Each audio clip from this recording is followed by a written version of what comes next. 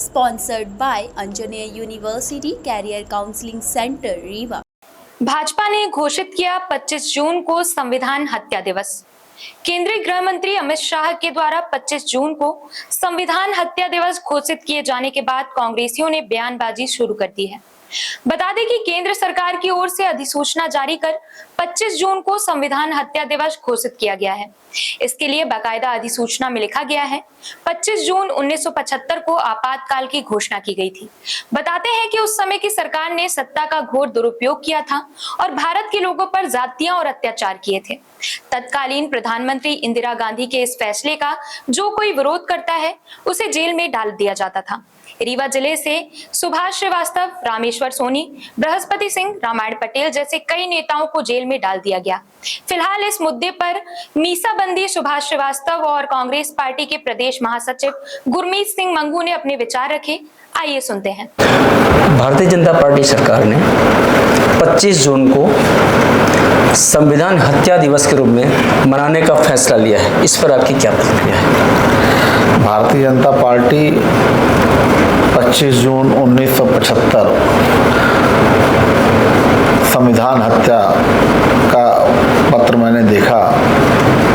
Bharatiya Janata party के मंथन से शायद यह पत्र निकला होगा, लेकिन भारतीय जनता पार्टी के जिन लोगों ने यह पत्र निकाला है, मोदी जी की उम्र क्या रही होगी 1975 में? मुझे लगता है कि वो 30, 32, 33 साल के रहे होंगे। अगर वो अपने दादाजी से पूछते कि आपातकाल लगा है, इसकी वजह क्या थी, तो मुझे लगता है कि मोदी जी बड़ा कदम नहीं उठाते। जिन्होंने आज़ादी में कोई योगदान न दिया हो, जिन्होंने नाथूराम गोडसे जैसे लोगों को पैदा किया और संरक्षण दिया हो, वो आज़ादी का मतलब नहीं समझ सकते कि 1947 की आज़ादी में कितने लोगों की शहादत हुई, कितने लोगों का खून निकला। उस आज़ादी में हिंदू, मुस्लिम, सिख, ईसाई सब भाइयों ने आज़ादी की लड़ाई लड़ी। 75 में जब आपातकाल आया, उसमें सब लोग इस दल के उस दल के अपनी अपनी बात अपने अपने तरीके से रखे। आपातकाल क्यों आया, यह विषय है, यह विषय को पढ़ना चाहिए। भारतीय जनता पार्टी के लोग प्रथम वर्ग, द्वितीय वर्ग, तृतीय वर्ग करते हैं। मुझे लगता है कि उनकी पढ़ाई कमज़ोर है। और फिर संविधान हत्या, ये एक तरीके से लोकसभा चुनाव का जो परिणाम आया, इसकी महत्वपूर्ण बात यह है कि जो लोकसभा का परिणाम आया 400 पार, जनता ने तय कर दिया कि ये 400 पार नहीं, इनको 200 के नीचे रखना है। तो 240 पे इसलिए टिकाया कि संविधान की सच में हत्या कोई करने अगर कोई जाने वाला था तो वह मोदी सरकार थी। तो इन्होंने एक राजनीतिक स्टंट का प्रयोग किया है कि उस संविधान हत्या नाम देके। हमारे आदरणीय राष्ट्रीय अध्यक्ष खड़गे जी ने भी कहा कि संविधान आपातकाल परेशानियां, इसकी बात होनी चाहिए थी, लेकिन उसमें संविधान हत्या का, हत्या जैसा शब्द मार्मिक शब्द होता है। हत्या में 307 होती है, 307 में आजीवन कारावास होती है। तो हत्या जैसे शब्द का उपयोग संविधान के ऊपर अच्छा नहीं लगता।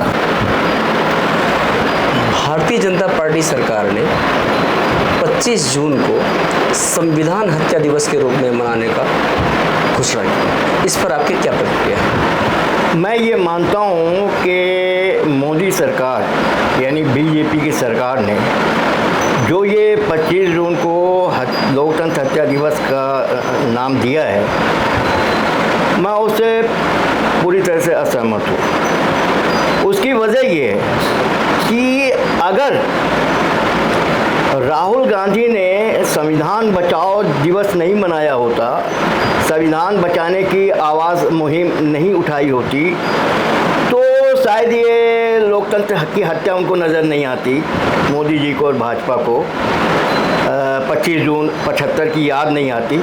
ठीक 50 साल बाद आज याद आ रहा है कि लोकतंत्र की हत्या हुई थी 25 जून को। अरे भाई, 50,000 बहुत लंबा अवधि होता है। मैं ना उस आपातकाल का पक्षधर हूँ और न इस हत्या दिवस का पक्षधर हूँ। मैं दोनों से अपनी असहमत हूँ, इसलिए कि आपातकाल 75 में जो लगा वो लोकतंत्र के इतिहास में काला अध्याय है, काला पन्ना हम कह सकते हैं। लेकिन हत्या जैसे शब्द का इस्तेमाल करना ये आपराधिक मानसिकता के लोग ही कर सकते हैं। जो गांधी की हत्या कर सकते हैं, जो लोकतंत्र की हत्या करने का भरपूर प्रयास कर सकते हैं। ये अलग बात है कि इस देश की जनता इतनी जागरूक है कि उसको लगा कि संविधान वास्तव में कहीं बदल न जाए 400 पार होने के बाद, तो इसलिए उसने 400 पार क्या 200 पार बड़ी मुश्किल से होने दिया, 240 में अटक गया मामला। वरना हो सकता है कि मनुस्मृति लागू हो जाता संविधान की जगह पे, संविधान हट जाता, जो मानसिकता संघ की, भाजपा की या मोदी की अभी तक रही है। और आगे अभी ये इनकी मानसिकता पूरी हो पाएगी, इच्छा पूरी हो पाएगी या नहीं हो पाएगी, ये तो भविष्य के गर्त में है।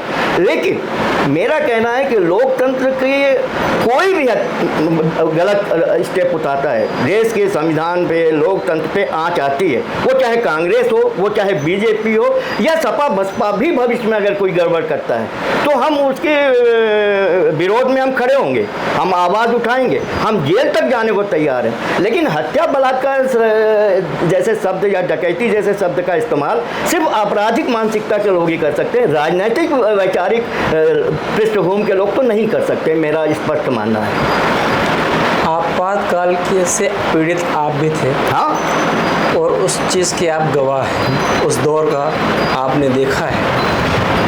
भारतीय जनता पार्टी ने उसको मीशा का नाम दिया है, जो उससे पीड़ित लोग थे उसे मीशाबंदी का नाम दिया है। इस पर क्या कहेंगे?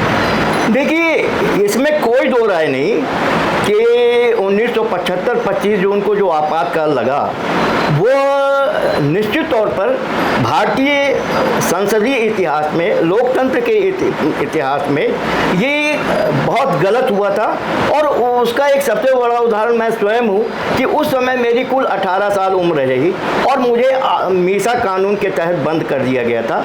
उस समय ये एक स्लोगन हो गया था कि आप अपने न्याय की लड़ाई किसी भी कोर्ट में, किसी अदालत में नहीं लड़ सकते थे। इसीलिए कहा जाता था नो अपील, नो वकील, नो दलील। और ऐसे One of the best university option for student is Anjaneya university career counselling centre अब आपके रीवा शहर में भी शुरू। पता याद रखें, Gayatri enterprises, Tandon tower in front of lotus tower near Khutehi, Rewa, Madhya Pradesh. अधिक जानकारी के लिए सेंटर विजिट करें या दिए गए नंबर पर कॉन्टैक्ट करें 9201679760 पर।